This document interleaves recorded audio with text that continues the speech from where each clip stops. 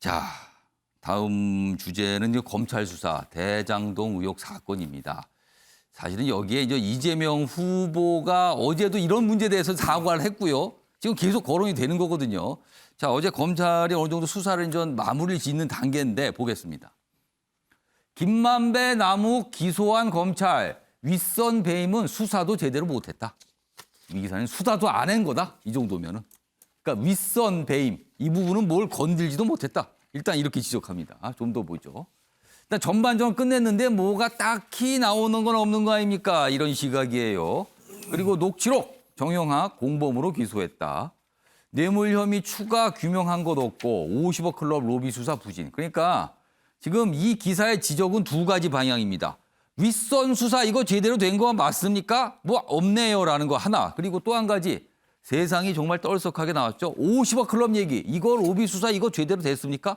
두 가지 다 안 보이는데요. 이렇게 지적하고 있습니다. 이 기사는요. 그동안 참 이 얘기 많이 다뤄봤는데 요거 김준영 전 국장님께 짧게 어제 검찰 수사 평가 좀 짧게 해주세요. 뭐 이거 그동안 참 지적 많은데 결국 이렇게 두 가지 그냥 이렇게 나오네요. 어떻게 보셨어요?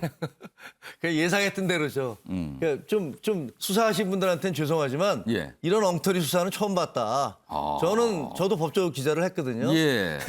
예를 들어서 처음에 이제 유동규 씨 구속할 때 핸드폰 압수수색하는 과정에서의 온갖 진짜 그 논란들이 있었고 예. 그 뒤에 구속영장을 청구했다가 기각됐다가 액수를 제대로 특정하지 못해서 액수가 다시 달라지기도 하고 공소장에서 변경되고 이러는 과정들을 보면 지금까지 뭐 당군일의 최대 비리라고도 하고 또 최대의 뭐 수익 사업이라고도 예. 하는데 이런 수사를 놓고 검찰이 벌인 수사 가운데서 이렇게 부정확하고 이렇게 그냥 어영부영한 수사가 있었는지 저는 기억을 못 하겠어요. 이건 굉장히 엉터리 수사다. 그리고 재판에 가면 예. 지금 이대로 가면 줄줄이 무죄가 나올 가능성이 굉장히 많다.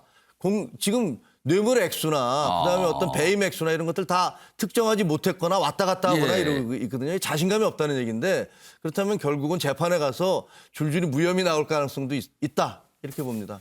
지금요, 이 검찰 수사, 여기 보면 이제 전반부 끝났어요. 이제 후반부가 남긴 했는데 지금까지 평가 보면요, 언론의 평가 그렇게 곱지 않습니다. 그리고요, 여당도 야당도 그다지 호의적이지 않아요. 그래서 나오는 게 특검입니다, 지금요.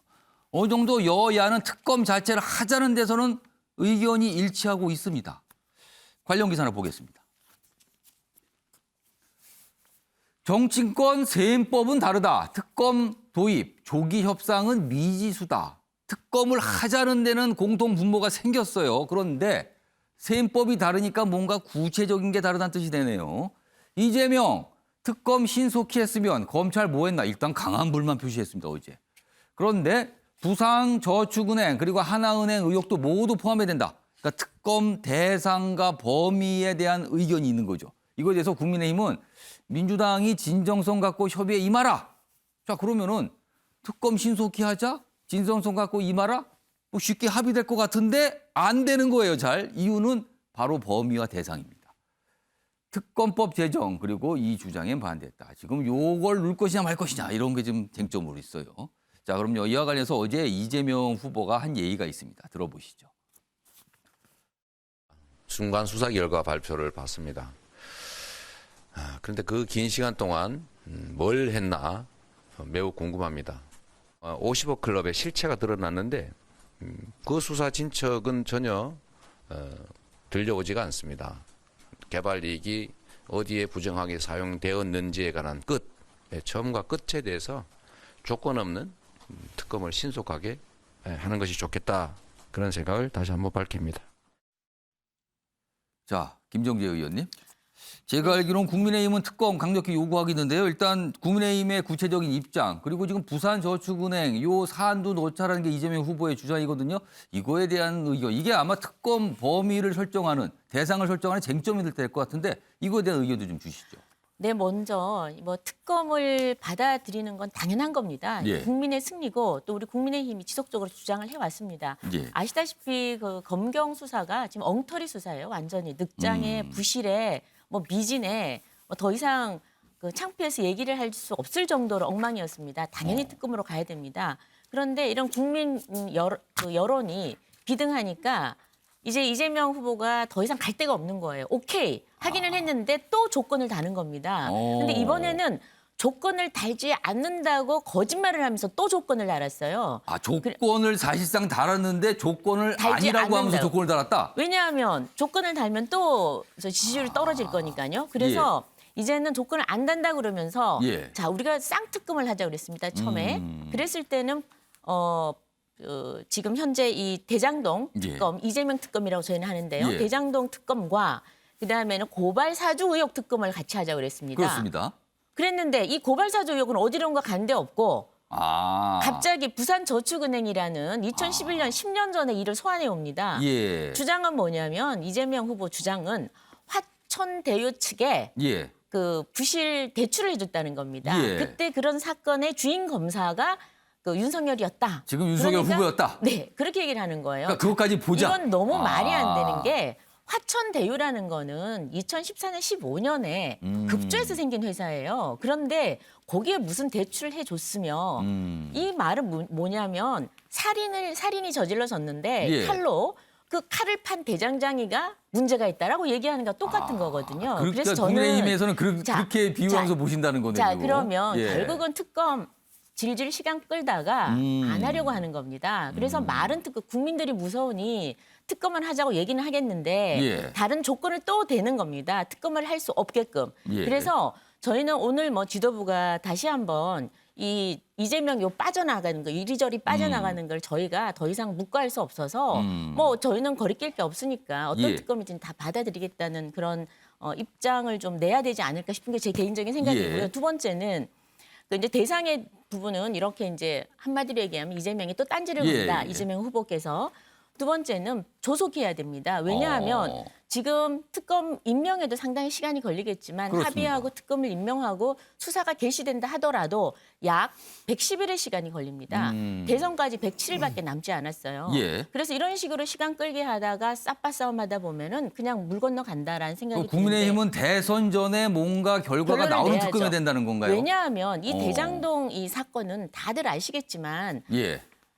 수천 배의 그 이익을 그 개인 민간업자한테 준 겁니다. 그런데 이 사업을 누가 설계했느냐? 예. 성남시입니다. 성남 도계공입니다. 여기에 줄줄이 사인하고 인허가권을 낸 게 바로 이재명 후보예요. 예. 이 본질은 바뀌지 않습니다. 그래서 여기에 대해서 특검을 하자는 건데 예. 이재명 후보는 사과까지 한다면서 뭘 사과하는지 여하튼 특검은 제대로 이루어져야 되고 조건은 떼셔야 된다. 만약에 조건을 붙인다 하더라도 예. 우리 당에서는 그것까지도 저는 포함해서 조속해야 된다라는 게 저희 입장입니다. 그렇다면은 빨리만 할 수 있다면 조속히 할 수 있다면 부산저축은행 사안도 특검 범위에는 들어갈 수 있다라는 게 당의 입장으로 봅니까? 사실은 이거는 들어갈 수가 없는 거죠. 왜냐하면 예. 완전히 다른 사안이니까. 그런데 협상 과정에서는 완전 다른 사안이니까. 받을 수 있다는 겁니까? 원래는 협상할 때 고발사주 의혹을 싹특검을 예. 하자 그랬습니다. 그런데 고발사주 의혹을 아무리 털어도 뭐 윤석열 후보가 관련된 게 없었나 봅니다. 예. 그러니까 이제 예. 그 말은 어디론가 쏙 들어가 버렸어요. 예. 그리고는 이제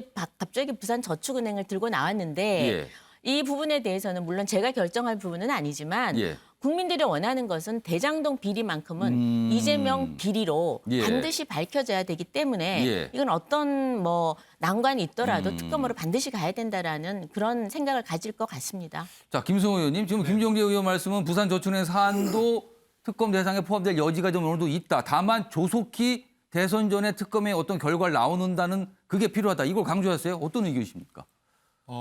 우선 검찰 수사가 이렇게 저는 될 수밖에 없다.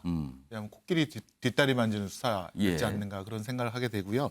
왜냐하면 이 사건의 핵심은 성남시가 당시 이제 공영개발 100% 하려고 그랬다가 그때 이제 시의회 다수당이 이제 한나라당이 반대해서 예. 결국 공영개발 못하고 이제 민간 예. 합동으로 이제 개발하게 됐는데 성남시에서는 최대한 받을 수 있는 이익들을 갖다 확보하고 예. 나머지 수익에 대해서는 이제 보통주로 해서 이제 민간 쪽이 알아서 가져가라고 했는데 예. 가장 중요한 것은 하나은행이라든가 큰 금융자본들이 자신들의 자회사를 통해서 가져갈 수 있는 이득을 포기하고 예. 화천대유한테 몰아줬거든요. 그렇죠. 이게 왜 생겼을까 이렇게 고민을 해보시면 화천대유가 누구한테 신세를 졌다라고 말한 게 있어요.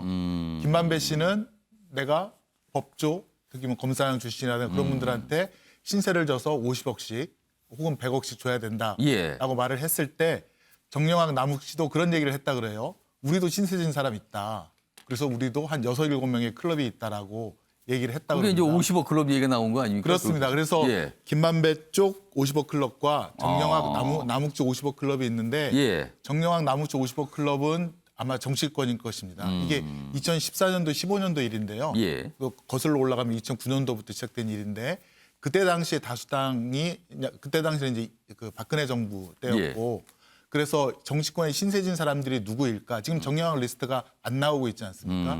그거를 파헤치면 이 특혜를 예. 누가 어떤 도움으로 몰아줬는지가 예, 예. 전모가 밝혀질 것입니다. 그래서 예. 저희는 특검에도 이걸 꼭 넣자. 아, 그러니까 이른바 하나은행 관련 등등 이런 금융기관들 관련된 요 내용도 반드시 들어가야 된다는 네, 거잖아요. 거기도 넣어야 되고요. 지금 아까 김정재 의원님 이런 여지에 이거 협상의 여지가 있다라고 살짝 열어두셨어요, 지금요. 네, 네, 네. 그 조건은 제가- 담아 있는데 다만 특검이 대선 전에 결과를 내놓는 특검에 된다는 조건을 말씀하셨거든요. 그건 어떻게 생각하세요? 네, 그것도 찬성을 합니다. 왜냐하면 국민들께 이제 혼란만 드리면 안 되니까요. 예. 근데 저희가 이제 부산저축은행을 넣을 수밖에 없는 게 예. 이때 화천대유에서 수익을 받는 남욱이라든가 정영학 이런 분들이 사실은 2009년도, 2011년도 부산저축은행 예, 예. 부실 수사 때 살아남은 사람들이거든요. 예. 그때 기소 안 당하고 살아남은 사람들이 예. 그 권한을 갖고 지금 그 화천대유의 어. 지분을 주장하는데요. 그 남욱 씨 아버님이 포항분인데 예. 그분이 그 공사를 주겠다고 하면 이 대장동 공사를 주겠다고 하면서 그 돈을 좀 빌렸다가 사기로 처벌받은 사건이 있는데 예. 그때 그분이 뭐라 그랬냐면 우리 아들이 대장동에 27.1%의 지분이 있다. 아. 그래서 내가 공사를 줄 수 있으니 나에게 돈을 빌려달라, 예, 뭐 예. 로비 자금을 달라 이런 것이 있었는데요. 예, 예. 그만큼 그 2011년도 예, 부실저축은행 그러니까 그 부실 수사로 살아남은 그 지분들을 갖고 지금 알겠습니다. 여기서 지분을 그러니까 과거에 여러 가지 뭔가 수상한 점이 있기 때문에 이게 지금 당장 최근에 등장한 것만 아니라 과거에 있었던 일까지 깊숙이 들어가서 특검을 해야 된다 이 말씀인데 지금 두 분 의원 말씀 들어보면요. 일단 이 부분 부산저축은행이나 하나은행 관련해서 이게 협상의 여지가 있는 걸로 보여요. 그리고 특검이 가동이 돼서 결과를 내놓는 것도 대선 전이다. 지금 두 분이 공통분모 아니죠. 나왔거든요. 먼저, 예, 예. 김종대 의원님. 제 말은 그 부산저축은행을 예. 소위 끼워 넣는 거는 이거는 이재명 후보가 예. 시간 끌기용이다. 이거는 사실은 해서는 안 되는 겁니다. 예. 안 되는 거고 아무 상관이 없는 예, 거예요. 상관이 없는데. 예. 상관이 없는데 이재명 후보는 지금 이걸 시간 끌게 하기 위해서 넣기 때문에 우리 지도부가 제 개인적인 생각으로는 지도부가 이 부분에 대해서 사실 아무 상관없는 것임에도 불구하고 이 특검을 이재명 그 윗선을 제대로 수사하는 게 지금 필요한 거거든요. 예. 그래서 아까 전에도 뭐 말씀하셨는데 이건 뭐 민간 개발을 어디로 예, 바꿨다 예. 이러고 자꾸 우리 당을 예. 국민의힘 자꾸 찍어서 넣으려고 그거는 그러는데 제가 잠깐 그거는 사실은 의견이 워낙 맞서기 때문에 네네. 그건 더 이상 언급을 안 하시는 게 좋을 것 알겠습니다. 같아요. 예. 그래서 기본적으로 부산저축은행 그 비리 수사하고 저 이재명 대장동 사건은 완전히 분리되고 아무 상관이 없는 것이다라는 걸 먼저 국민들 앞에 말씀을 좀 드리고 예. 그럼에도 불구하고 이렇게 계속 주장을 하니 아. 이 부분에 대해서는 저희가 시간을 가지고 조속한 시기 내에 예. 빨리 결론을 좀 내렸으면 좋겠습니다. 분명한 건 윗선 수사를 하려면 특검으로 가야 된다는 알겠습니다. 겁니다. 지금 저 특검을 바라보는 시간이 다르지만 아까 제가 잠깐 말씀한 어느 정도 약간의 여지들을 좀 말씀하셨어요. 지금 특검이 과연 언제까지 대선 전에 결과를 내놔야 된다는 부분 그리고 이거를 좀 보는 시각 부산저축은행 등등 금융기관 관련된 과거의 일에 대해서는 시각이 다르지만 뭐 특검이 출발할 수 있다면 이것도 가능하다. 협상의 여지 있다. 이런 걸 열어두셨어요. 지금요. 한번 기대해 보겠습니다. 특검 협상 과연 어떻게 진행될지요. 일단 오늘 현역 의원 두 분 나오셨는데 상당히 좀 진척된 말씀들을 내놓으셨어요. 지금 여기서요.